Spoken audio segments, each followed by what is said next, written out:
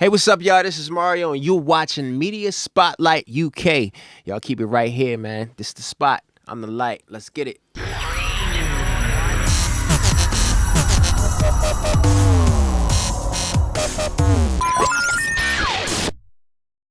You don't wanna owe nobody, nobody.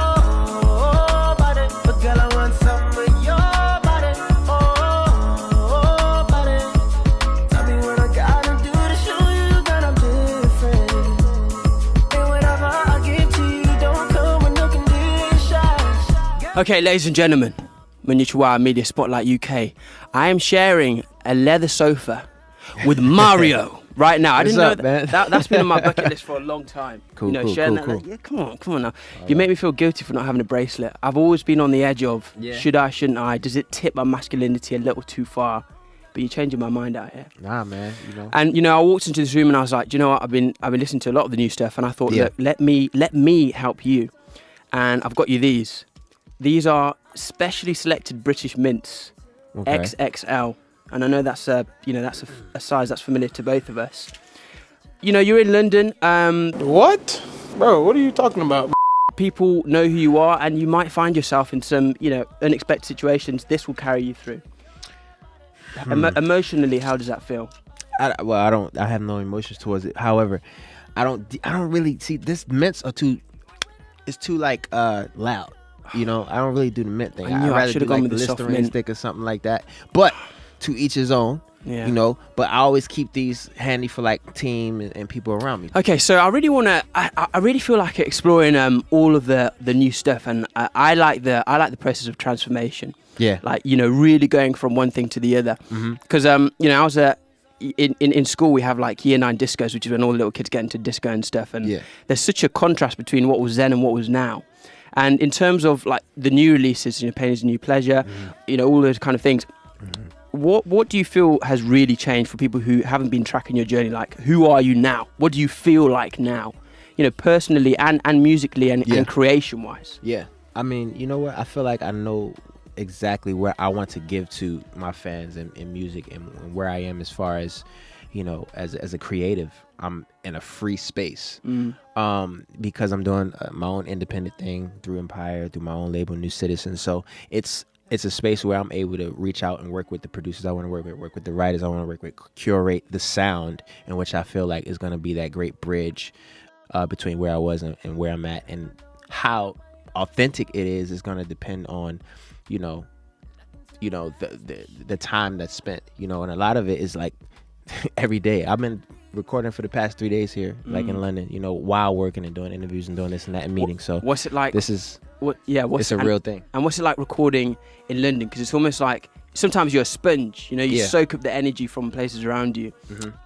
Where does your energy tend to be soaked from? Is it the places you're in? Is it the events that are happening? It's all of it. It's like gumbo. It's like taking all of that. Gumbo? Yeah. What's that? And like Gumbo Soup. Oh, it's a New Orleans thing. What is it though? Gumbo Soup is like a soup, and it has a little bit of like vegetables, chicken, beef, this, that. It's gumbo. It's a little mixture of everything. It's a melting pot of soup. Obviously, you're coming to my house afterwards. Are you going to cook some gumbo there? I don't know how to cook gumbo. I'm not really a good gumbo cooker because I don't really eat meats like that. But I got an auntie that can do that. Okay, well, next time you can bring the auntie, because then we can all have some gumbo together. Yeah, you're going to want to move to the States because it's that good. It's great. But nah, that's her now just saying that the gumbo's ready for when he gets back in. Right. Nah, but it's all of that, man. It's taking all of the textures, all of the, the vibes. I also feel like there's like creative atmospheres in each city that just rubs off on you. You can't help but to like when you see a certain building or you see a certain texture or you see a certain types of people or the history in a certain place. All of that has an effect on the type of music you create. Yeah, and I mean, what I want to ask especially is New Citizen. Yeah. Like that's your own baby. Yeah. When you took that decision to I guess be your own boss. Were you afraid? Because I could not I can't even get a text I was back. Curious. Run my own life. Right. I was curious. I was curious as to where that decision was going to lead me. And I'm one of those people, like, I like to take leaps of faith. I believe in, taking risks and not being afraid to, I don't believe that there's ever failure. I feel that there's lessons that you learn, but I don't think that there's a failure in anything. So, for me, I'm really proud of myself for making that decision. I'm proud of the team that I'm curating. I'm proud of the music that I'm making, and I'm proud of like the fans that, to have the type of fans that I do, that support and that are there and that are accepting and loving the new music and even being moved by it. I've gotten so many great responses from Pain is the New Pleasure so far, and it just inspires me to go even deeper with the album. What kind of responses do people give you, especially ones that make you aware that you've really, you've made an authentic track? Like my sister hit me the other day, like literally sending, like crying in a text message, like, "Yo, because I didn't play her in any music, and we grew up on two different sides of the family. She's on my father's side, and she hit me. She's like, I just heard a new single. I love it. Like it affects me and it inspires me so much. I get fans that have texted me, DM me about it. Like it's been like very internal. Each person I think has their own personal relation to the phrase "Pain is the New Pleasure." That's very true. Yeah. And in terms of, am I right to think that you also are involved in the directing of some of your own music videos? Both. So both of them, yeah? Yeah. I was really I loved the dance scene on the beach for Let Me Help You. Yeah. But with this, was the sand an issue? Because most of the time when you come back from the beach, like you have an issue? The sand. Nah, we built a platform on the beach. Yeah, I wanted to build a whole platform. It's like a white glossy platform that we put on the beach. Got some permits and put it out there. Yeah.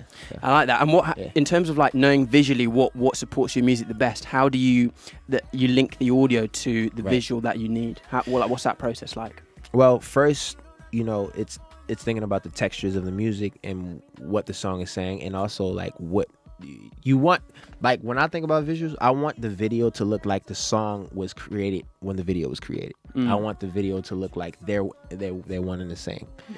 So if a song is a little bit darker, then the video might have a little bit of a darker, vibe to it, and the colors and all of the details matter. It's like making a movie. I don't look, if you look at my music videos, like I don't make like normal, like I like my music videos to seem like movies. You're watching like a motion picture. I actually sit down to all of your music videos with at least popcorn, extra large soda, as a minimum.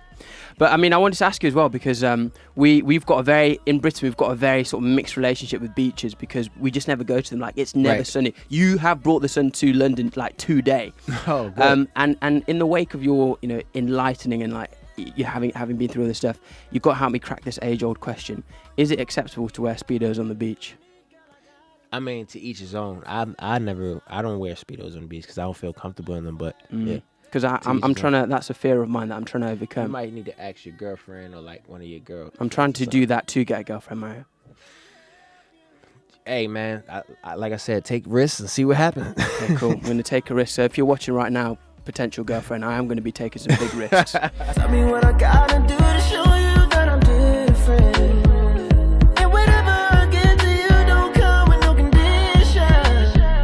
Now I wanted to ask you, because often what happens is when you grow, whether it's mentally or personality-wise, or spiritually, whatever, it tends to be that when you get to the stage that you're happy at, you look back and you're like, I needed all those lessons in order for me to be able to make this decision.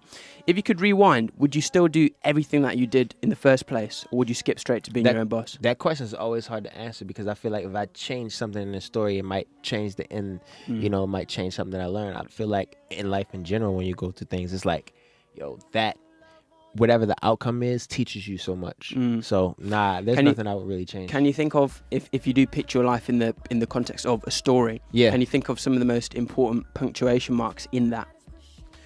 To be honest with you, I would say right now, because this is the moment where like everything is coming full circle.